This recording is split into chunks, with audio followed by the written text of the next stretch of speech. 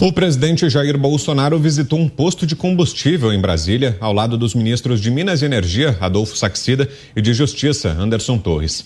Segundo o chefe do executivo, além da gasolina, a transação direta do etanol entre as usinas e os postos foi um dos fatores para a queda do preço do combustível nas bombas. A venda direta, medida provisória nossa, transformou-se em lei no começo do ano e deixou de existir o etanol turista, que ele era obrigado a ser vendido da usina para uma distribuidora. Agora a usina pode vender diretamente ao posto sem distribuidora. Então baixou mais ainda. Tem estado aí cujos postos estão próximos das usinas, o preço está abaixo de R$4. Ele também falou sobre a pressão que o governo tem feito para que distribuidoras e postos de gasolina não se beneficiem do teto do ICMS. Vamos fazer a nossa parte, estamos divulgando, fazendo pressão, de modo que o que está sendo deixado de arrecadar de imposto estadual federal não fique com distribuidoras ou alguns postos de gasolina.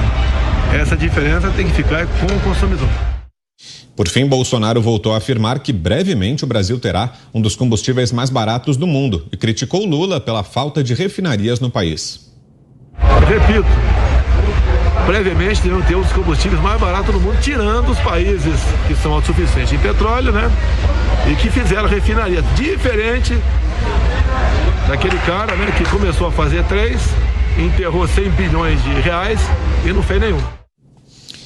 E aí, Augusto, tá correto, presidente? Certíssimo. O Bolsonaro nem entrou nem cometeu o equívoco do congelamento de preço, tem nada disso, nada a ver.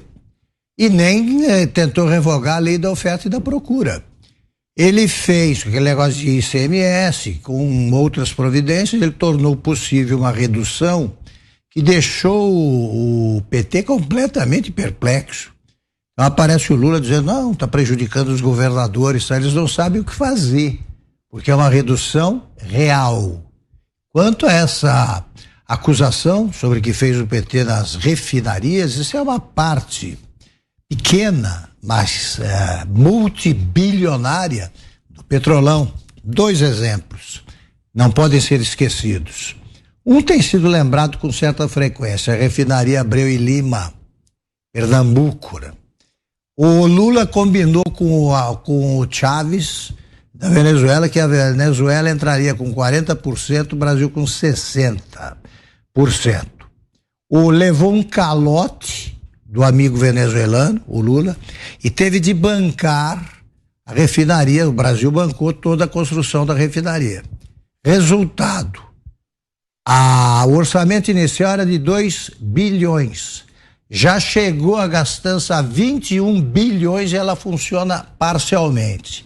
E tem uma outra, que essa aí, para encurtar o que eu estou dizendo, eu vou trazer o vídeo na segunda-feira, que é um espetáculo, é a inauguração das obras da refinaria Premium, perto de São Luís do Maranhão. Premium 1, haveria outras. Apareceram lá Rosiane Sarney, Zé Sarney, Edson Lobão, Lula, que ainda era presidente, Dilma, festejaram aquilo lá, mandaram o prefeito providenciar tudo, porque a cidade ia decuplicar, multiplicar por 10 a população, ia ter hospital. Eles sobem num trator para começar as obras e nunca mais voltaram. Isso aconteceu em 2010, começo de 2010, e eles desistiram oficialmente da refinaria em 2015. Resultado, prejuízo de 3 bilhões, sem que nada tivesse acontecido, além da distribuição do produto do roubo entre esses que eu mencionei e seus comparsas. Você, Mota? Olha, o presidente está coberto de razão. O Augusto já deu um spoiler aí sobre a questão das refinarias, mas é sempre bom lembrar os dados. A refinaria Premium 1, no Maranhão, e a Premium 2, que seria construída no Ceará, deram um prejuízo. Elas não foram construídas e geraram um prejuízo de 2 bilhões de dólares. A refinaria que ia ser construída aqui no Comperj, no Complexo Petroquímico do Rio de Janeiro, gerou um prejuízo de 12 bilhões de dólares. Ainda tem a Abreu e Lima, que deveria custar 2 bilhões, acabou custando 20 bilhões. Ela foi concluída parcialmente, hoje não produz nem 20% da capacidade prevista. Então, aí estão, sim, parte das razões pelas quais o Brasil está na situação que está hoje.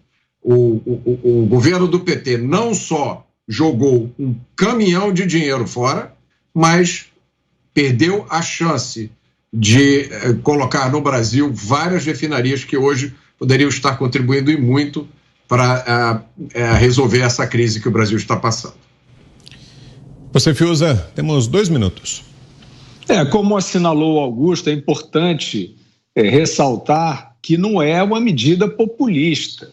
Isso aí não tem nada a ver com medida populista de Lula, Dilma, Fernandes, esses que não sabem fazer, nem se tivessem as melhores intenções, saberiam. Isso é uma medida engenhosa, tributária, de um governo, e eu estou assinalando aqui o que eu estou vendo, né, de uma equipe trabalhando, não me interessa, partido, ideologia, estamos constatando aqui que é um governo que se preocupou com a pressão inflacionária, não se conformou, o presidente faz o papel de colocar o assunto em pauta, de botar a pressão política, e os seus técnicos montam os cenários de redução tributária.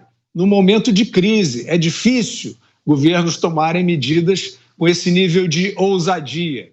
Impostos federais já tinham sido baixados ou retirados, os combustíveis, e depois veio essa medida relacionada ao ICMS, que contempla também o Congresso Nacional, ou seja, uma medida engenhosa, temporária e que vai reverter em crescimento, não em endividamento, porque você está evitando a retração da atividade econômica, permitindo, né, que algo que está na base do custo do Brasil, que é o combustível, fique mais acessível a mais gente. Diga, Ana.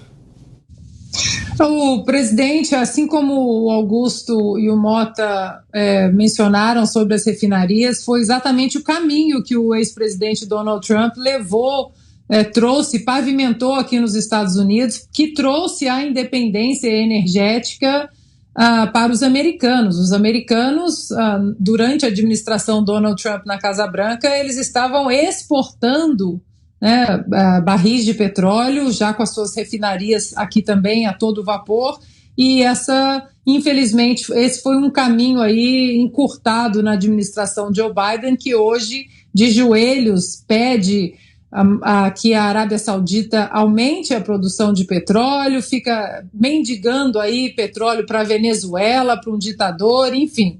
E isso tudo que o presidente Bolsonaro vem colocando, até fiscalizando a redução dos preços dos combustíveis, sem aquelas canetadas que o ex-presidente Lula disse que vai administrar o Brasil assim, com aquelas canetadas, isso tudo ainda nem entrou no contexto da campanha oficial, né, da propaganda eleitoral, dos feitos desse governo.